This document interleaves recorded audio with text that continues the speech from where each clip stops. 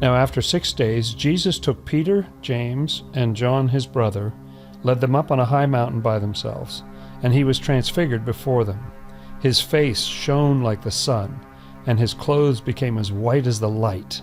Somehow the transfiguration happens inside of you as well. Using the lens that Swedenborg has, the lens of reading correspondences, mountains mean love every time they're used in Scripture. Yes. That is why you can go back thousands of years to the books of Moses, and the Ten Commandments can only come down on Mount Sinai. And with a lot of these symbolisms in Swedenborg, they have a good meaning and a bad meaning. So the mountain can be a good kind of love. It can be a mountain of like ego and narcissism too. The mountain that needs to be cast into the sea is a mountain of narcissism and, self-love. Yes. So Peter means faith, both a good kind of faith, like believing in the Lord, but also 10 seconds later, Jesus will call him Satan, because it's a different kind of faith, or it's a faith alone. James means your goodwill, your charity, your love toward people. And that's why he's often in these stories with Peter. Sometimes they're just stories with Peter and John, Yeah. and sometimes Peter, James, and John. So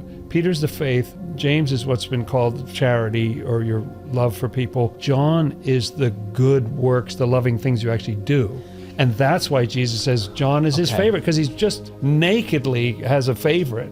Just the disciple whom Jesus loved. Like, what am I? Chopped liver, That what John is in every single life everywhere. You open the door for this person because they had their hands full. That's John. My wife likes coffee when she wakes up. I'm gonna go and make it for her. That's John. When you realize that's something that we all have all the time, it's something we can practice today and tomorrow. Jesus is right there. When you're doing something loving to somebody, boom, you can feel it sometimes. Right there. You have parts to you.